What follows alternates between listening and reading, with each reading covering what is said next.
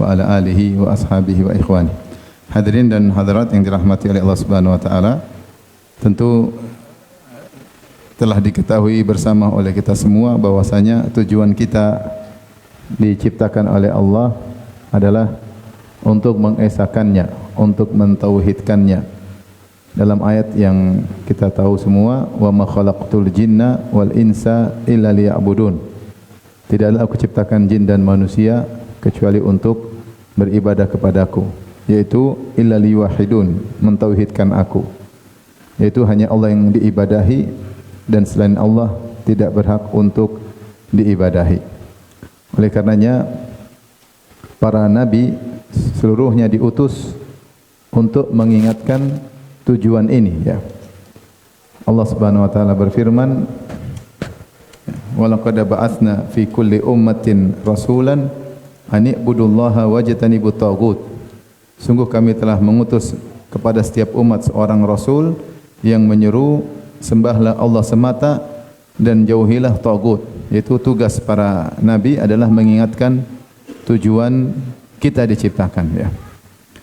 Demikian juga Allah sebutkan wa ila adin akhahum huda qala ya qaumi ibudullaha ma lakum min ilahin ghairuh. Dan kepada kaum Ad kami utus saudara mereka yaitu Nabi Hud yang menyeru kepada kaumnya, beribadahlah kepada Allah semata, tidak ada sembahan yang berhak disembah selain Allah. Demikian juga Nabi Saleh, wa ila Thamud akhahum salihan qala ya qaumi ibudullaha ma lakum min ilahin ghairuh. Dan kepada kaum Thamud kami utus Nabi Saleh yang menyeru kepada kaumnya sembahlah Allah semata, tidak ada sembahan yang berhak disembah kecuali Allah.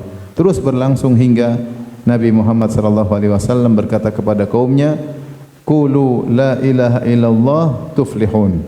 Ucapkanlah la ilaha illallah, yaitu bertauhidlah, maka kalian akan beruntung. Maka ini tujuan utama kita hidup di atas muka bumi ini. Maka segala yang mencoreng tujuan utama ini adalah dilarang. Oleh karenanya dosa paling besar adalah syirik. Karena syirik langsung mencoreng tujuan utama kita diciptakan. Maka syirik, ya, meskipun terbagi menjadi dua, syirik besar maupun syirik kecil, tetap saja syirik kecil adalah dosa besar. Tetaplah dosa besar. Dia hanya dibedakan besar dan kecil dari tinjauan. Kalau kecil tidak mengeluarkan orang dari Islam, kalau besar mengeluarkan orang dari Islam. Tetapi syirik kecil pun merupakan dosa besar. Riya adalah dosa besar. Kenapa? Karena syirik langsung kontradiktif dengan tujuan utama kita diciptakan. Kemudian Allah turunkan syariat, ya. Allah turunkan syariat-syariat. Allah turunkan Al-Quran. Kata Ibnu Qayyim rahimahullahu taala, semua isi Al-Quran intinya tauhid, intinya tauhid. Tidaklah Allah ceritakan tentang hukum-hukum Islam kecuali dalam rangka agar orang bisa bertauhid dengan menjalankan perintah Allah. Tidak Allah menceritakan tentang kabar-kabar, baik kabar orang-orang yang beriman, maksudnya kabar ahli tauhid, bagaimana nasib mereka, dan Allah bercerita tentang orang-orang yang melanggar, yaitu orang-orang musyrikin yang melanggar tauhid. Tidak Allah sebutkan tentang akhirat, surga, kecuali balasan bagi orang bertauhid, motivasi agar mereka bertauhid, dan tidak Allah sebutkan tentang neraka kecuali peringatan bagi orang yang melanggar tauhid. Maka tauhid adalah tujuan utama dakwah para nabi, untuk mengingatkan manusia tentang sebenarnya mereka diciptakan buat apa. Makanya Nabi SAW berkata, nahnu ma'syaral anbiya abna'un li'allat, ya, abuna wahid wa ummahatuna syatta. Kami para nabi adalah seperti anak-anak yang satu bapak lain ibu. Ibu beda-beda tapi bapak satu. Ditafsirkan oleh para ulama, maksudnya seluruh nabi menyuruh kepada tauhid meskipun syariat mereka berbeda-beda. Maka ini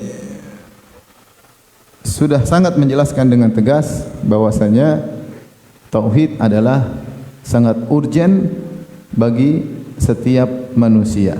Disitulah bukti dia sebagai seorang makhluk. Apa bukti seorang makhluk? Dia adalah makhluk, yaitu dia hanya beribadah kepada Sang Khalik. Apa buktinya kamu adalah hamba? Buktinya saya hanya menyembah pencipta saya. Itulah tauhid. Adapun ada seorang hamba kemudian menyembah kepada makhluk yang lain, kepada hewan, kepada pohon, kepada batu, kepada jin, kepada malaikat, kepada wali, kepada mayat, kepada nabi, Nabi Isa, kepada orang soleh seperti Uzair dan yang lainnya, maka itu dia mengeluarkan kodratnya sebagai makhluk. Bagaimana makhluk menyembah kepada makhluk yang lain?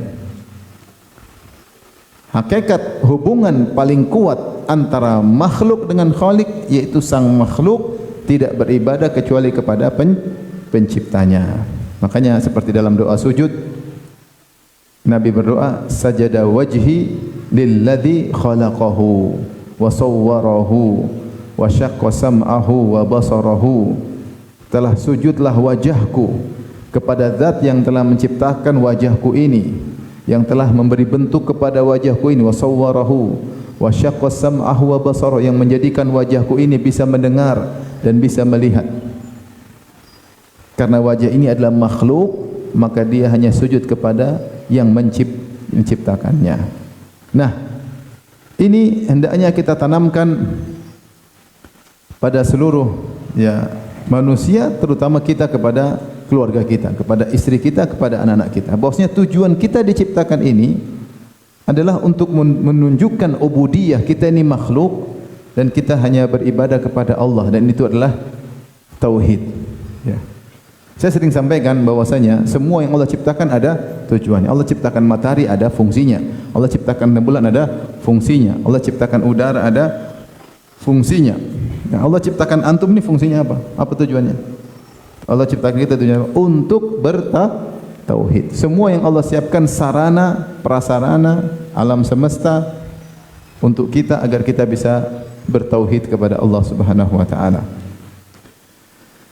Karenanya tauhid adalah amal utama dan amal terbaik. Dari semua amalan, tauhid yang paling utama. Semua amalan selain tauhid hanyalah pendukung tauhid. Pendukung apa? Tauhid. Jangan pernah meremehkan masalah tauhid.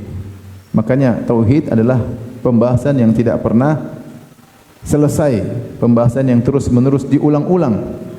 Diulang-ulang oleh para nabi dan diulang-ulang oleh nabi sejak beliau berdakwah di Mekah sampai beliau mau meninggal dunia. Apa kata Nabi sebelum meninggal dunia? Laknatullah 'alal yahudi wan nasara ittakhadhu qubur anbiya'ihim masajida. Semoga Allah melaknat Yahudi dan Nasrani menjadikan kuburan-kuburan nabi mereka sebagai masjid. Kenapa? Karena mereka menjadikan kuburan-kuburan nabi-nabi mereka, orang-orang soleh mereka sebagai tempat ibadah. Ini sarana yang bisa mengantarkan kepada kesyirikan. Yang bisa mengantarkan kepada kesyirikan. Dan demikianlah dakwah Nabi dari awal sampai akhir adalah la ilaha illallah. Baik. Pembahasan kita kali ini judulnya adalah membentengi keluarga dengan tauhid. Itu membentengi keluarga dari segala keburukan dengan tauhid kepada Allah Subhanahu wa taala. Siapa yang bertauhid, maka dia akan masuk dalam benteng keamanan yang terbesar dari Allah Subhanahu wa taala. Jadi Allah punya benteng yang sangat kokoh, siapa yang masuk dia pasti aman. Benteng apa? Benteng tauhid. Perkataan ini dari Ibnu Qayyim rahimahullah, beliau berkata, "At-tauhidu hisnullahil a'zam alladhi man dakhalahu kana minal aminin." Ibnu Qayyim dalam Badail Fawaid beliau berkata, tauhid adalah benteng Allah yang terkokoh, yang teragung.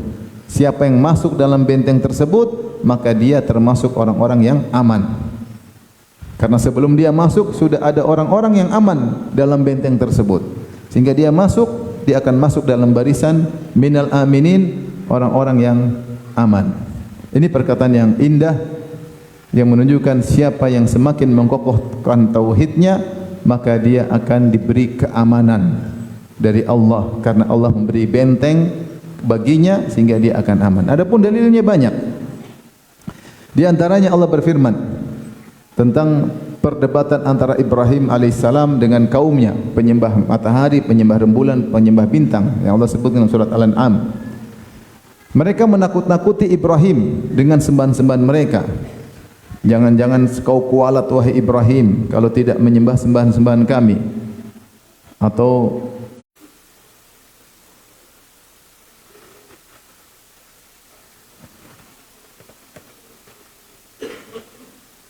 yaitu ayat 82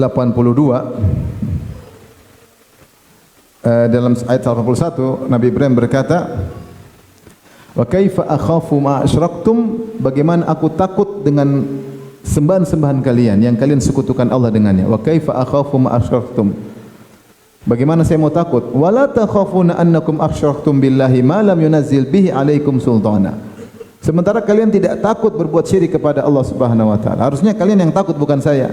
Fa ayul fariqaini ahqqu bil amni in kuntum ta'lamun, maka sebenarnya mana yang lebih berhak merasa aman, kelompokku atau kelompok kalian?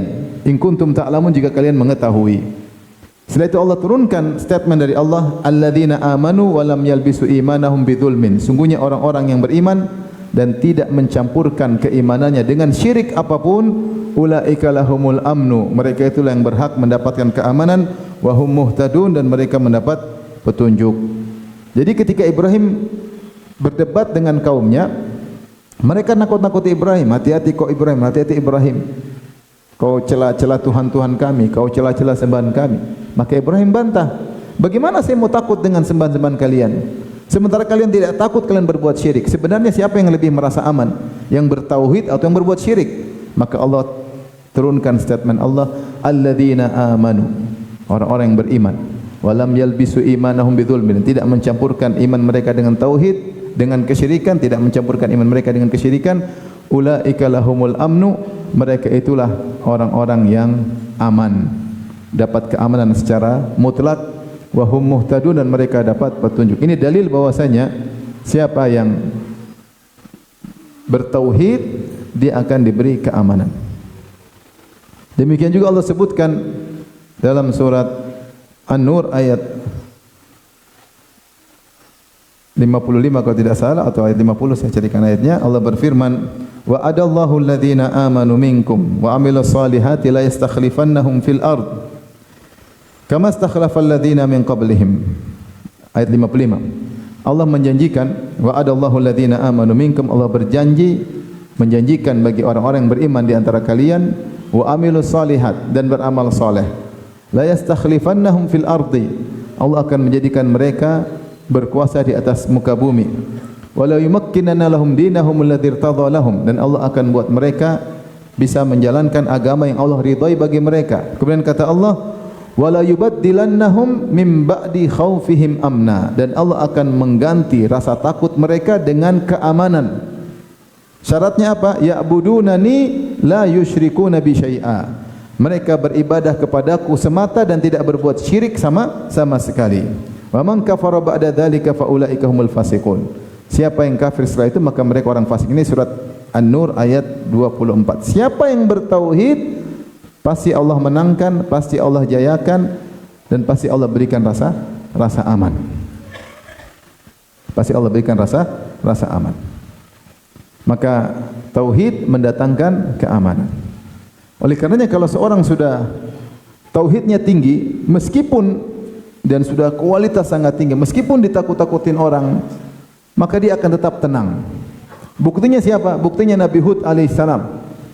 Nabi Hud di antara mukjizatnya adalah beliau berhadapan dengan kaum Ad yang tinggi-tinggi, besar-besar, dan kuat-kuat. Bahkan kalau kita baca tentang kisah kaum Ad, ini suku Ad kalau ingin hancurkan suku lain cuma utus satu orang aja. Satu orang udah bikin kacau satu suku yang lainnya, karena tubuh mereka apa? Besar. Ya. Tetapi mereka tidak mampu menghabisi Nabi Hud, padahal Nabi Hud sendirian. Allah sebutkan dalam surat Hud, mereka berkata, inna qulu illa taraka ba'du alihatina bisu.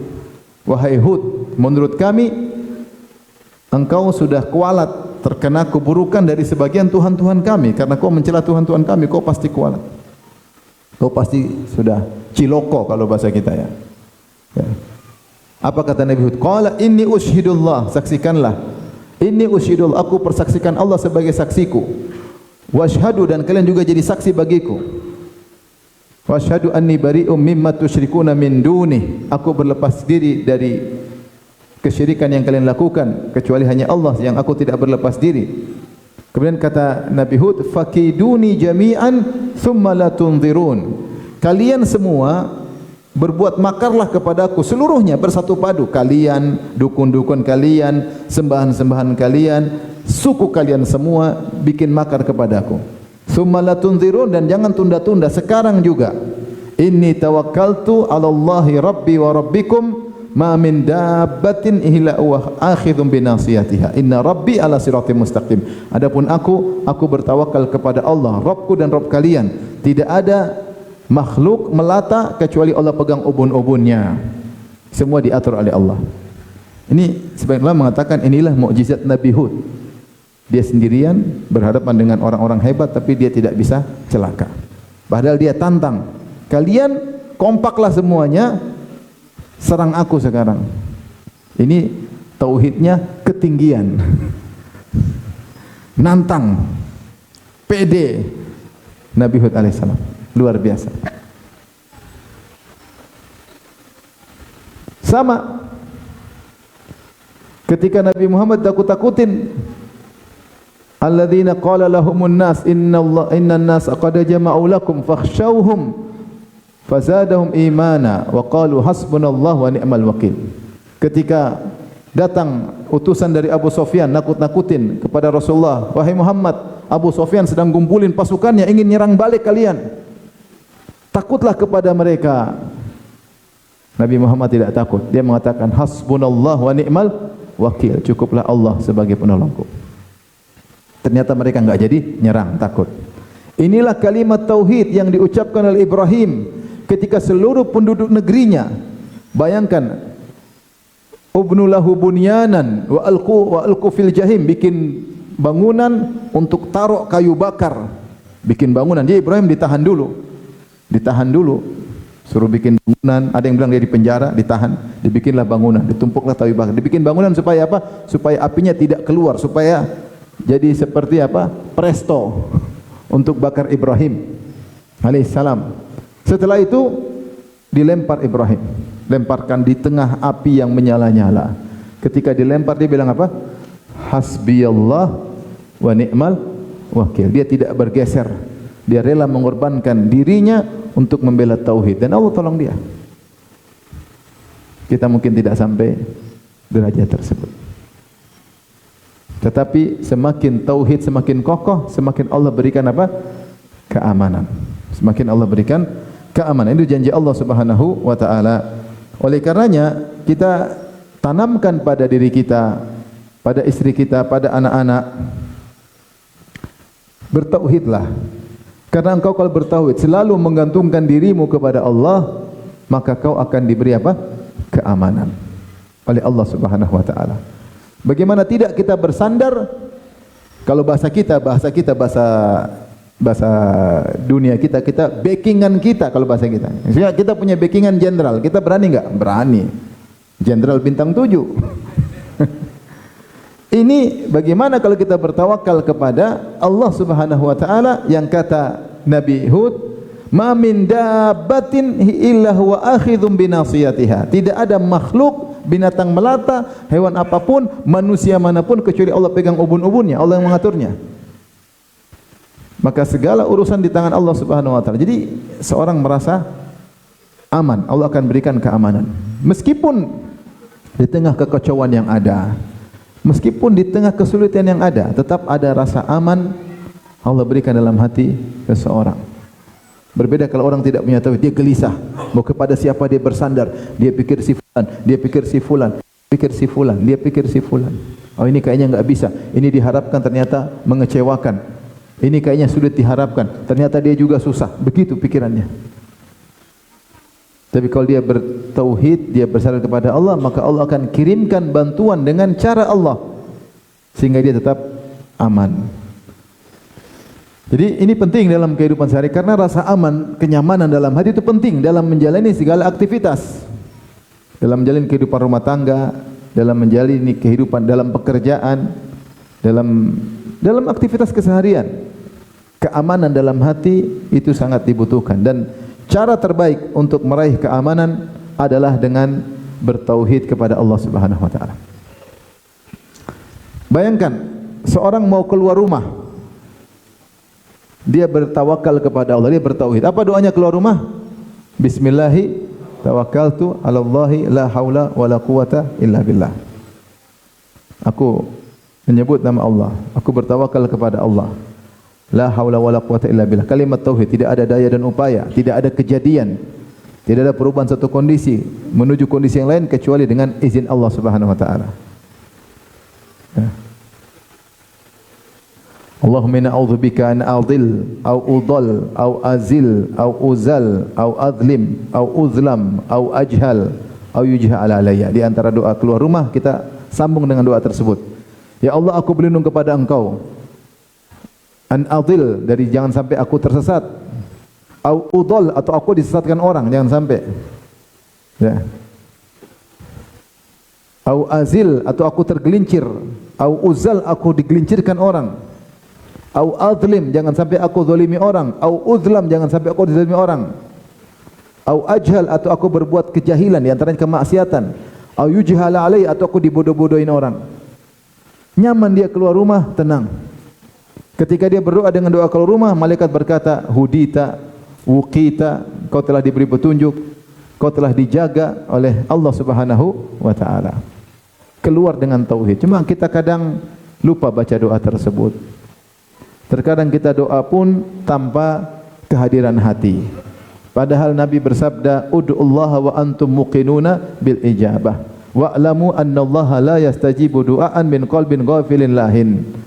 Berdoalah dalam kondisi hati kalian yakin bahwasanya kalian akan dikabulkan. Ketahuilah Allah tidak mengabulkan doa dari orang yang hatinya lalai.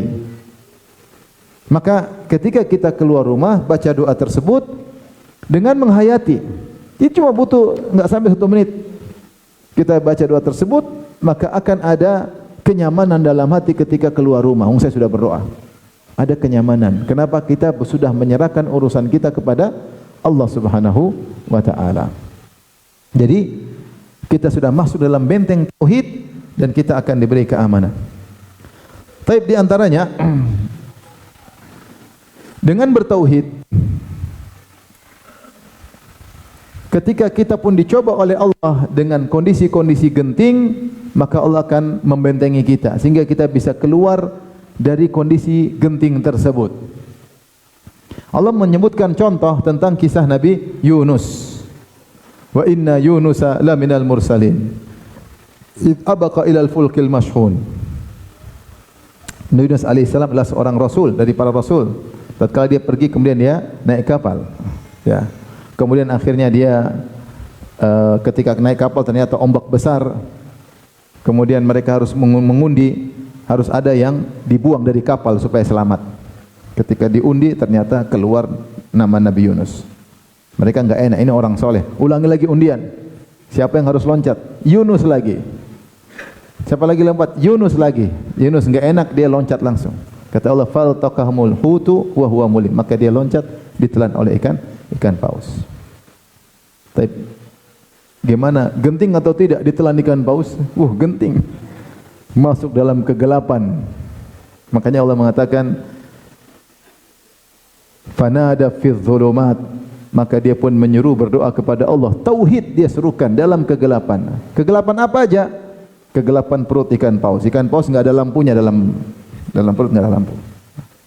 Kemudian kegelapan lautan, dia dalam laut gelap. Kegelapan berikutnya adalah kegelapan malam, di malam hari. Kegelapan berikutnya awan yang bertumpuk-tumpuk dengan berbagai macam kegelapan sehingga dia bertubi-tubi dalam kegelapan yang bertumpuk-tumpuk. Ketika itu dia hanya bertauhid, la ilaha illa anta subhanaka inni kuntu minadh dhalimin. Bertauhid, tidak ada yang berhak disembah kecuali Engkau ya Allah. Siapa yang aku ibadahi? Siapa yang aku mohon pertolongan kecuali Engkau ya Allah? Maka fastajabna lah, kami pun kabulkan doanya. Maka Allah pun menyelamatkan Nabi Yunus alaihissalam dengan kalimat tauhidnya.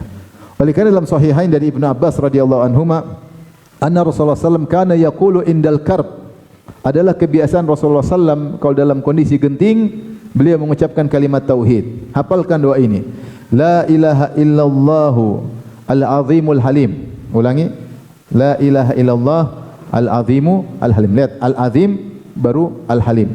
La ilaha illallah tauhid tambah al-azim al-halim. Kemudian la ilaha illallahu rabbul arsyil azim. Ada azim ulang lagi. Tapi rabbul arsyil apa? Azim. Yang kedua la ilaha illallah rabbul arsyil azim. Yang ketiga karim. La ilaha illallah rabbus samawati wa rabbul ardi wa rabbul arsyil karim. Sudah hafal? Ulang. Antum jarang menderita. Kalau sering menderita, hafalin doa. Bisa juga doa yang tadi. La ilaha illa anta subhanaka inni kuntu minaz zalimin. Itu juga cukup. Tapi kalau mau tambah lagi, la ilaha illallahu al-azim al-halim. La ilaha illallahu rabbul arsyil azim. Azim dulu. La ilaha illallahu rabbus samawati. Tidak ada yang berhak disembah kecuali Rabbnya langit. Wa rabbul ardi, Rabbnya bumi. Wa rabbul arsyil karim. Ini doa diucapkan oleh Nabi ketika dalam kondisi genting. Dia tidak mengucapkan sesuatu, tapi ucapan tauhid itu menunjukkan penyandaran, yaitu ya Allah tolonglah aku. Tolonglah aku. Dengan dia bertauhid, dia tahu tidak ada yang menolongnya kecuali siapa? Allah Subhanahu wa taala. Maka tauhid membentengi kita dari keputusasaan ketika terjebak dalam kondisi yang genting. Ya. Beda kalau kita ternyata bertawakal kepada yang lain-lain, makhluk, kita bingung mau kemana, ke sana, ke sini, ke sana, ke sini. Hati jadi bimbang, jadi terombang-ambing. Makanya Nabi Yusuf alaihissalam berkata kepada dua penghuni penjara, "Arbabun mutafarriquna khairun amillahul wahidul qahar." Apakah Tuhan yang beraneka ragam lebih baik sembahan-sembahan kalian yang beraneka ragam lebih baik ataukah Allah yang Maha Esa dan yang Maha mendominasi, Al-Qahar, yang Maha mendominasi? Tentu Allah Subhanahu wa taala sebaik-baik tempat bersandar. Ini di antara dalil bahwasanya tauhid membentengi keluarga dari depresi, dari apa istilahnya? Stres, dari putus asa. Karena orang kalau ditimpa dengan suatu penderitaan terkadang putus asa. Kapan ketika dia tidak menyerahkan segala urusannya kepada Allah Subhanahu wa taala? Maka seorang bertauhid, kalau bertauhid dia akan serahkan urusannya kepada Allah Subhanahu wa taala. Tapi ini yang kedua, yang ketiga, tauhid membentengi seorang dari godaan syaitan, karena mara bahaya bisa dari godaan syaitan. Ya. Syaitan menggoda. Dalam hadis Rasulullah sebutkan, jika dikumandangkan azan, maka syaitan pun lari. Walahu durat, lari sampai terkentut-kentut ya, setan. Dia takut dengan azan, dan azan isinya kalimat apa? Tauhid. Ada syahadatain dan di akhir dengan la ilaha illallah. Kalimat tauhid, setan kabur. Makanya sebenarnya mengatakan kalau kamu ketemu jin, azan. Karena setan takut dengan kalimat apa? Tauhid. Seorang yang mengisi rumahnya dengan tauhid, keluarganya dibentengi, hatinya tauhid, setan sulit untuk menggoda. Setan sulit untuk menggoda. Makanya ketika saya tanya Syekh Abdul Razak hafizahullah taala tentang obat orang terkena sihir, kata beliau, jangan lupa zikir la ilaha illallah la syarikalah. Lahul mulku walul hamdu ala kulli syai'in qadir. Serius. Baca pagi, petang hari dengan penuh keyakinan. Karena setan takut dengan kalimat apa? Tauhid. Bukan asal baca, tapi baca dengan apa? Serius. La ilaha illallah la syarikalah. Lahul mulku walahul hamdu wa huwa ala kulli syai'in qadir. Karenanya Ibnu Taimiyah berkata, wa haitsu qawiyal iman wat tauhid wa nurul furqan wa dhaharat atharun nubuwwah risalah dha'ufat hadhil ahwas syaitaniyah. Semakin kuat keimanan dan tauhid dan cahaya pembeda dan nampaklah asar-asar atau dampak-dampak dari kenabian dan risalah, maka semakin lemahlah kondisi-kondisi syaitan. hal-hal yang terkait dengan syaitan. Wa qala at-tauhid, dan beliau berkata tauhid yatrudu syayatin, tauhid mengusir para syaitan. Wa lihadza humila ba'dhum fil hawa. Kata Ibnu Taimiyah, ada orang terbang di udara, yaitu dukun terbang di udara, mungkin naik sapu lidi. Faqala, ada yang berkata la ilaha illallah, maka dia pun jatuh. Fasaqata, maka dia pun jatuh. Oleh karenanya sebelum Nabi diutus, dukun sangat banyak di negeri Arab, di ardil Arab, banyak sekali dukun, dan mereka sering meramal dan ternyata benar. Sering dukun banyak sekali, karena banyak syaitan yang mencuri berita ketika Nabi belum diutus. Ketika Nabi diutus dengan cahaya tauhid, ketika itu dunia gelap semua dengan kesyirikan, semua kesyirikan isinya. Tidak ada yang bertauhid kecuali segelintir orang dari ahlul kitab. Sebagaimana kata Nabi sallallahu alaihi wasallam, "Inna Allaha nazara ila ahli al-ardi famaqatahum arabahum wa ajamahum illa baqaya min ahli kitab." Sungguhnya Allah melihat kepada penghuni bumi, Allah murka semuanya, Arab maupun non-Arab, kecuali segelintir ahlul kitab yang masih bertauhid. Maka ketika tauhid hilang, maka syaitan kemana-mana, dukun merajalela, dukun dihormati, kemana-mana dukun yang berkuasa. Maka syaitan sering mencuri berita. Ketika tauhid datang, maka mereka tidak berkutik lagi. Cahaya tauhid, maka syaitan tidak berkutik lagi. Makanya, mohon maaf kalau kita bandingkan misalnya di Arab Saudi atau di Madinah, pusatnya Islam, ya, atau di Mekah, di sana tidak ada hal-hal terkait kesyirikan, tidak ada. Maka di sana dukun nggak laku. Dan kita kalau ke kuburan nggak ada rasa takut sama sekali, karena setan tidak ada yang menggoda.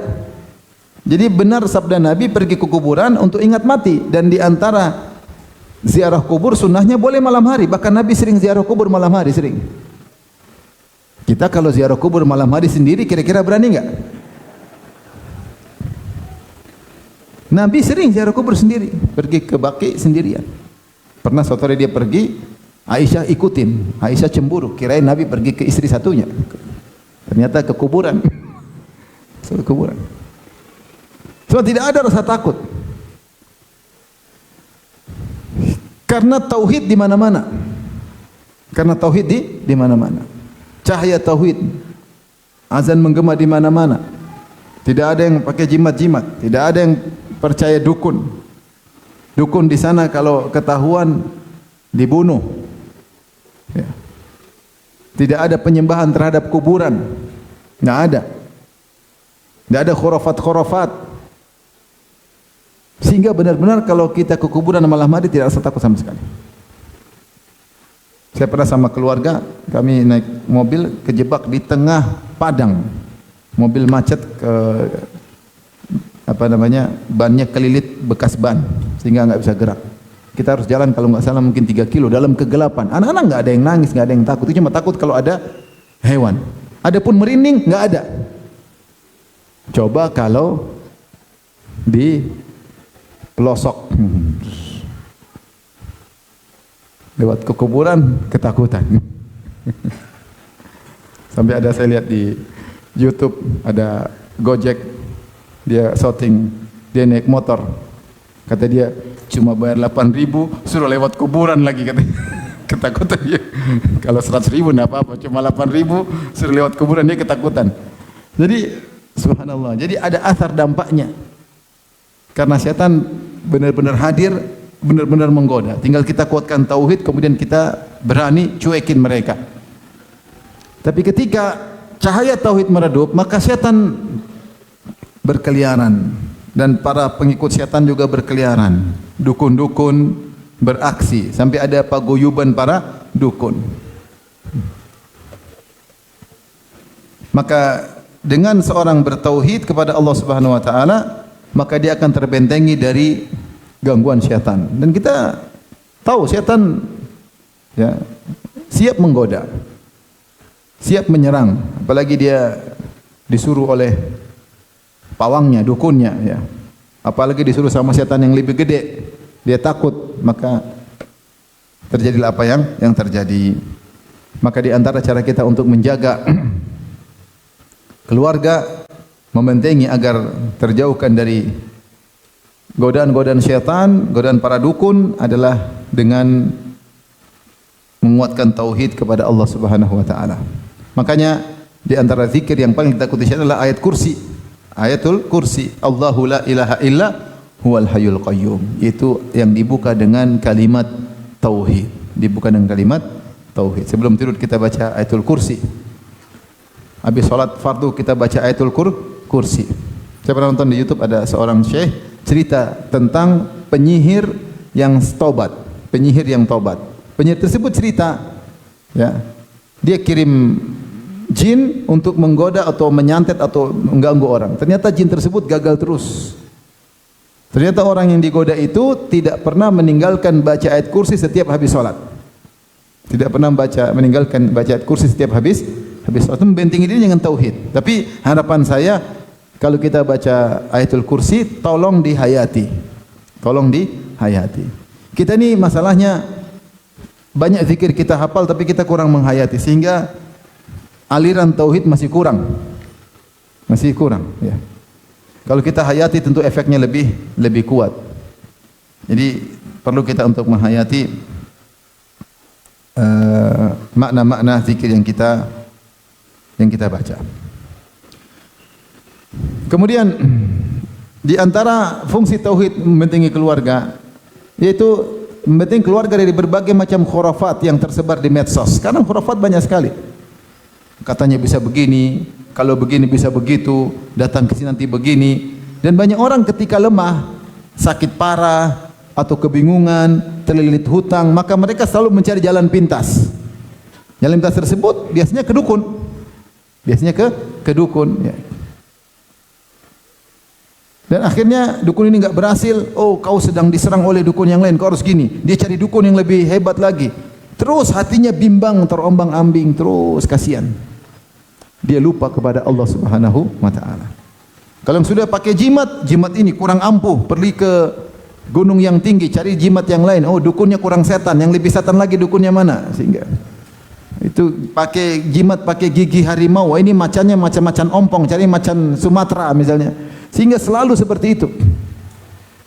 Terombang-ambing. Oh, kau ingin jadi berhasil, maka cari kera, potong kepalanya, tumpahkan darah kera. Macam-macam orang kalau kita dengar cerita macam-macam. Menumbalkan keralah, menumbalkan darah inilah. Hidup bimbang. Ada kawan dulu paling anti dengan dakwah sunnah, ya. Bahkan dia kerahkan orang untuk menghalangi pengajian. Akhirnya dia sekarang jadi panitia pengajian. Dia cerita, Ustaz, kalau dulu main judi, Ustaz, main judi rame-rame, dia orang kaya ya. Main judi. Kita orang bukan cuma main judi, Ustaz. Kita bawa dukun, masing-masing penjudi punya dukun. Jadi main judi di dalam, di luar dukunnya main sini. Wow. Jadi untuk main judi menang aja pakai apa? Dukun. Hidup semua tergantung dengan dukun. Nanti baca lagi cerita di internet, oh begini, analisa sendiri. Oh berarti ini, berarti yang menyihir ini, berarti terus pikiran tidak bergantung kepada Allah jadi seperti itu. Menuduh sana, menuduh sini. Sampai saya pernah pas ngisi di Masjid Nabawi ada orang datang gemuk berkacamata. Dia bilang, "Ustaz, qadarullah saya dituduh menyihir, Ustaz." Kenapa? Karena keluarga saya waktu tersihir dukunnya bilang yang nyihir kamu itu gemuk berkacamata. Kebetulan saya gemuk berkacamata. Jadi ribut kita keluarga, Ustaz, silaturahmi putus. Bikin pusing dia, bikin ribut, gelisah, tidak tenang. Gelisah tidak tenang. Jadi orang kalau tauhid enggak, orang tauhid tenang dia. Ya sudah, ini musibah, sabar, kembali kepada Allah Subhanahu wa taala. Bukan gelisah. Dan Rasulullah SAW bersabda, "Man 'allaqa syai'an wukila ilaihi." Ya, dalam hadis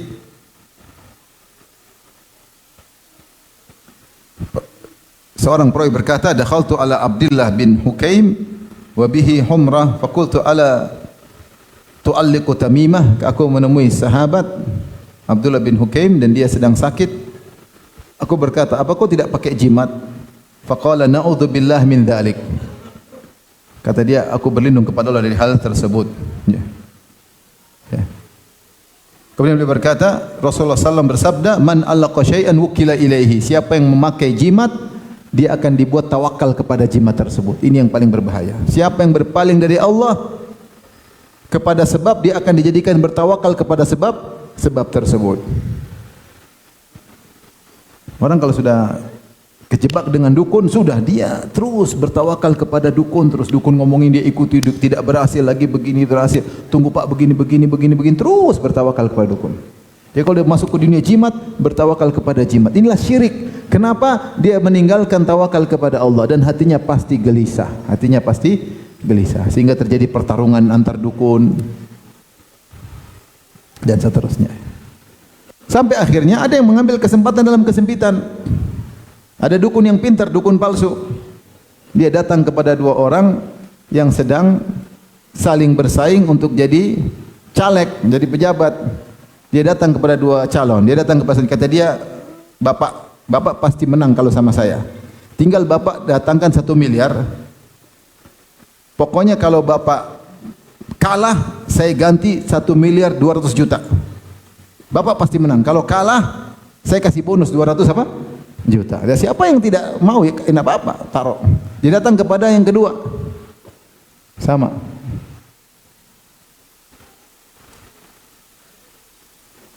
Kalau Bapak menang, ya, uang buat saya. Kalau kalah, saya kasih kembali berapa? 1.200.000.000. Tapi akhirnya dua-duanya kasih 1 miliar. Uang dia berapa sekarang? 2 miliar. Siapapun menang, dia dapat 800 juta. Paham? Pintar enggak? Pintar, karena orang-orang bahlul seperti ini yang dimanfaatkan. Saya disini sama kawan, ini benar Ustaz, kata ini kejadian. Jadi dukun itu ngibulin 2 caleg ini.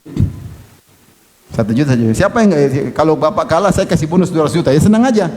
Ya, saya kasih, ambil 1 miliar. Itu 1 miliar. Ternyata akhirnya satu menang, satu kalah. Dia datang kepada yang kalah. Aduh Pak, dukun yang sana lebih kuat Pak.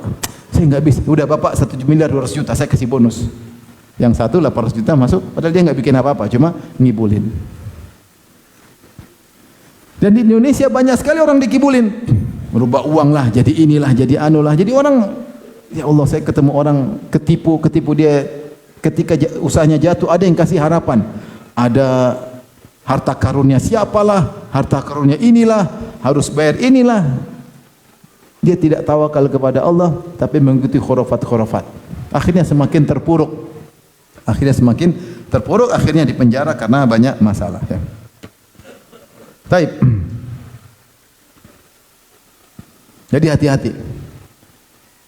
Makanya di antara juga menjaga kita dari ketergelinciran. Ini berikutnya. Dengan tauhid menjaga kita dari ketergelinciran. Ada pepatah Arab berkata, yu'ta min haitsu ya'man. Seorang tergelincir di sisi dia merasa aman.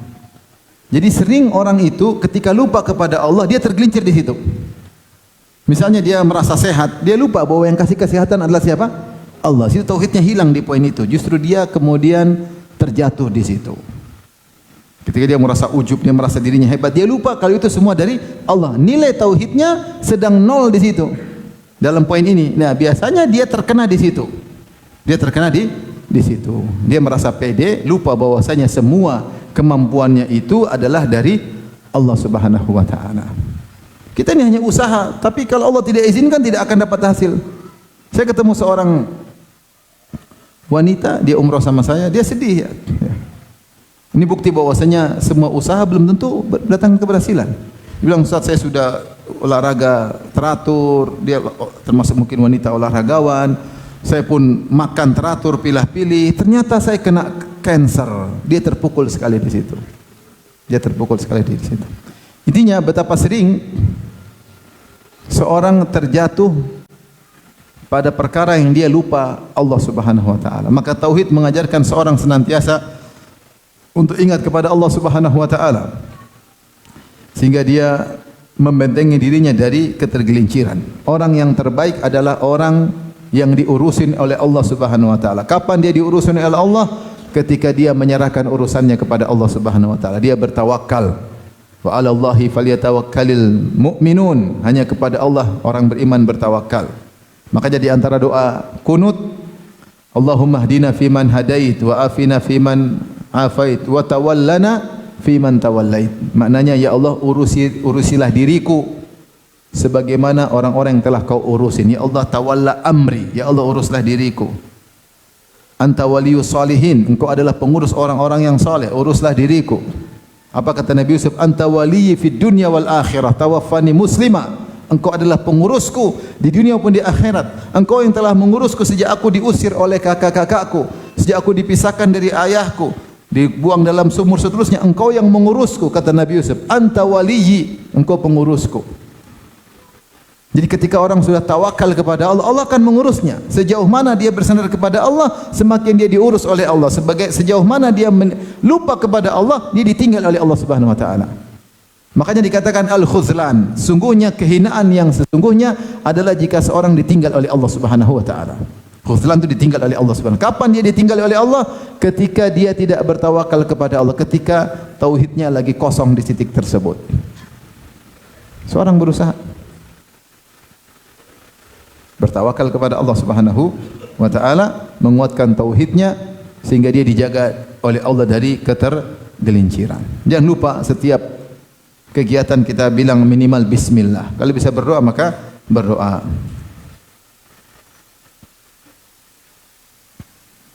Taib. Di antara dalil bahwasanya bahkan Allah menjaga seorang hamba, ya, anak, istri atau suami, keluarga dari segala keburukan, yaitu dengan menjaga syariat Allah. Seperti di hadis yang masyhur, Nabi berkata kepada Ibnu Abbas, "Inni u'allimuka kalimat." Wahai Ibnu Abbas, wahai gulam, wahai remaja, aku akan ajarkan kepada engkau beberapa kalimat. Di antaranya, ihfadillaha yahfadka, jagalah Allah maka Allah akan menjagamu. Ihfadillaha, jaga Allah, tajidhu tujahaka, kau akan dapati Allah di depanmu. Idza sa'alta fas'alillah, tauhid, jika kau minta, mintalah kepada Allah. Wa idza sta'anta, jika kau minta pertolongan, fasta'in billah, maka minta tolonglah kepada Allah Subhanahu wa taala. Jaga tauhid, jaga syariat Allah. Ihfadillah maksudnya jaga Allah, jaga syariatnya, kerjakan. Jaga larangannya, jauhi. Yahfadka, maka niscaya Allah akan menjagamu, kata para ulama, menjaga istrimu, menjaga anak-anakmu, menjaga hartamu, menjaga kerjaanmu, menjaga. Tentu bukan berarti tidak ada musibah yang mengena, karena musibah adalah ujian dari Allah yang Allah akan berikan kepada hamba-hambanya. Tetapi secara umum dijaga oleh Allah Subhanahu wa taala. Dengan syarat idza sa'alta fas'alillah. Jika minta kepada siapa? Allah. Wa idza sta'anta fasta'in billah. Jika minta tolong pada Allah. Usahakan hati kita ini hanya bersandar kepada Allah. Masalah kita ikhtiar berusaha. Misalnya kita jualan, ada orang tawar, misalnya saya jual rumah. Tawar, dia akan tertarik. Jangan sandarkan, oh dia beli. Sandarkan pada Allah. Allah yang akan menggerakkan hatinya untuk membeli rumah kita misalnya. Jangan sandarkan hati kepada orang ini, jangan. Yang buat dia datang, buat dia tertarik siapa? Untuk membeli siapa? Allah. Jadi selalu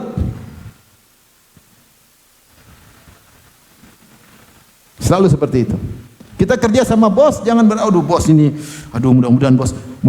Jangan berdoa sama Allah, ya Allah, tolonglah aku. Jangan hati bersandar kepada bos. Bos kita bukan rezeki kita dari bos kita. Rezeki kita dari siapa?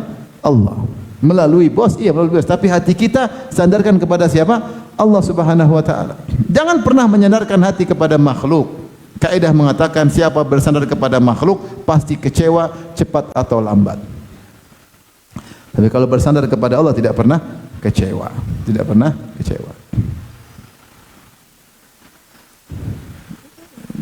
Jadi tauhid, ajarkan pada anak-anak.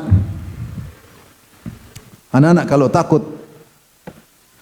Allah bersamamu. Kau sudah sholat belum? Tadi pagi sudah sholat belum? Sholat subuh belum? Sholat. Kata Nabi SAW, man sholal fajr fahuwa fi dhimmatillah. Siapa yang sholat subuh, dia dalam penjagaan Allah. Udah, kamu tenang. Tanamkan tauhid. Sehingga anak-anak, Abi, kalau ada Abi, ya Abi ini siapa sih? Abi ini bukan siapa-siapa. Ada Allah bersama kita. Jangan bilang Abi bantu insya Allah. Tapi kamu bersandar kepada siapa? Allah. Anak-anak ditanamkan sejak kecil agar mereka terbiasa bersandar kepada Allah. Ada ujian, kamu berdoa, minta sama Allah Subhanahu wa taala. Suatu saat anak saya bertanya kepada saya dengan pertanyaan yang sulit. Anak yang masih SD. Abi, saya udah berdoa kok belum dikabulkan. Wah, repot. Bukan kamu aja, Abi juga. Ya harus dijelasin ya.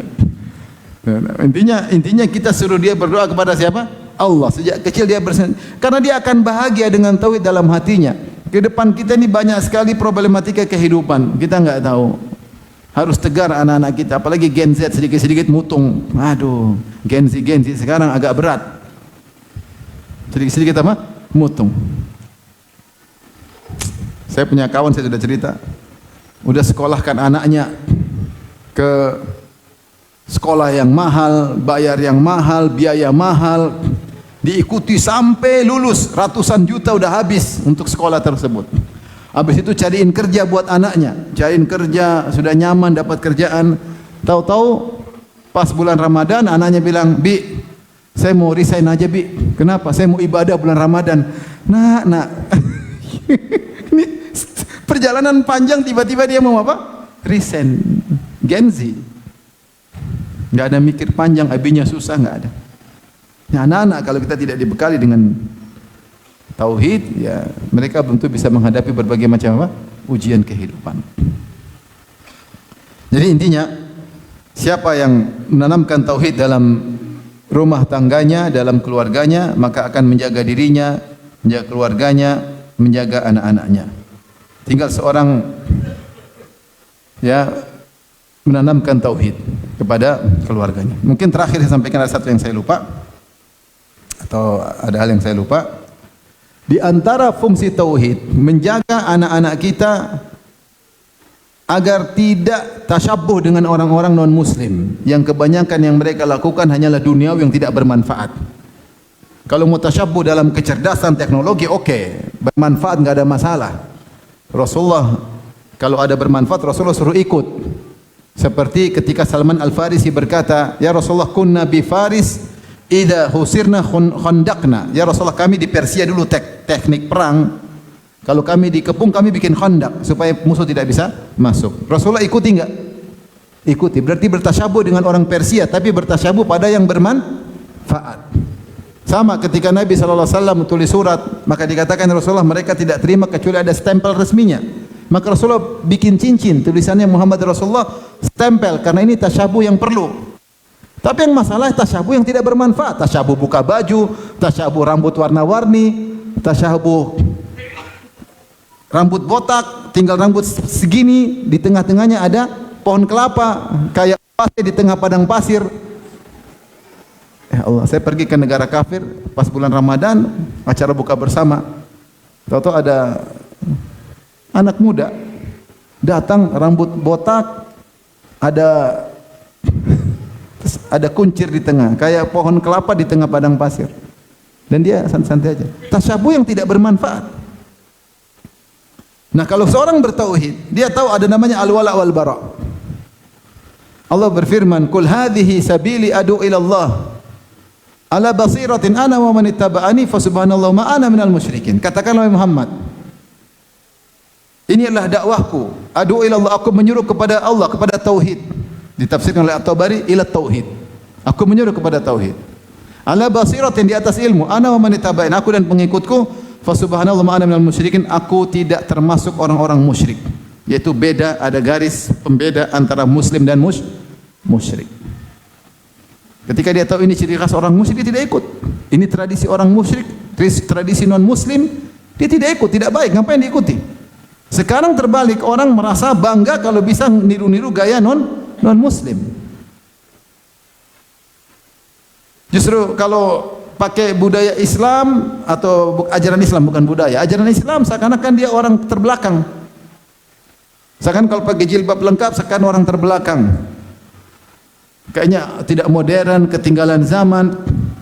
Yang hebat tuh yang keluar terbuka auratnya sedikit, kemudian inilah anulah, dengan berbagai macam kehidupan zaman sekarang. Merasa keren kalau sudah bisa ikut gaya-gaya Korea. Zaman sekarang. Sampai fenomena banyak wanita tidak mau nikah. Ini fenomena luar biasa. Tidak mau nikah, kebanyakan nonton film apa?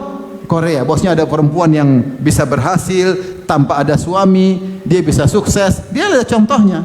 Padahal cuma tontonan. Atau mungkin dia baca berita si fulana, si dari orang kafir yang sukses dengan hidup sendiri, dengan kesenangan tanpa ada beban punya anak, tanpa ada beban punya suami, karena suami memang beban yang berat. Akhirnya tidak mau bersuami. Ini bagaimana? Ini terjadi. Dan saya kemarin ngobrol sama kawan saya dari New York, dia orang lahir di sana. Dia cerita ini banyak terjadi pada wanita-wanita muslimah di sekarang di sana. Terbawa dengan kehidupan sekitar, gaya mereka yang tidak mau menikah. Terbawalah wanita-wanita muslimah dengan pola hidup mereka. Sehingga banyak yang mulai tidak mau menikah. Merasa nyaman. Ngurusin suami berat, apalagi ngurusin anak. Dan macam-macam. Nah, kalau kita tauhid, bilang kita beda. Orang Islam tidak demikian. Orang bertauhid ada aturannya. Kita tidak boleh tasyabuh. Ini tasyabuh yang tidak benar. Ada garis. Sehingga melihat dirinya seorang Islam sebagai orang yang mulia. Bukan seperti sekarang banyak orang melihat orang kafir, kalau orang hebat, kita orang rendahan. Jadi sudah enggak ada harga diri di hadapan non-muslim. Sehingga hawiyah atau identitas Islam semakin dibuang. Kenapa? Tidak ada tauhid. Tapi kalau tauhid, kita nyembah Allah, mereka nyembah manusia. Kita nyembah Allah, mereka nyembah sapi. Kita nyembah Allah, mereka nyembah pohon. Kita nyembah Allah, mereka nyembah selain Allah. Kita bertauhid, mereka tidak. Kita bangga dengan tauhid. Wa ma ana minal musyrikin. Aku bukan termasuk orang musyrik. Nah, ini membentengi keluarga kita, bahwasanya itu kebiasaan yang tidak benar. Sekarang sulit membentengi anak-anak kalau kita tidak tanamkan tauhid dengan benar, kajian akidah yang benar, bahaya. Oke, ikhwan, jangan pernah bosan belajar tauhid. Kita saja yang sudah ngajarin tauhid harus selalu mengingatkan diri sendiri. Karena tauhid itu bukan cuma ilmu manis di bibir aja. Dia butuh penerapan. Dia butuh penerapan terus. Terkadang turun lagi, kita terapkan lagi, turun lagi, terapkan lagi, dan seterusnya. Agar Allah membentengi kita dan keluarga kita dari berbagai macam keburukan. Demikian saja yang saya sampaikan. Waktunya sudah habis. Ya. Ada yang bertanya, saya persilahkan.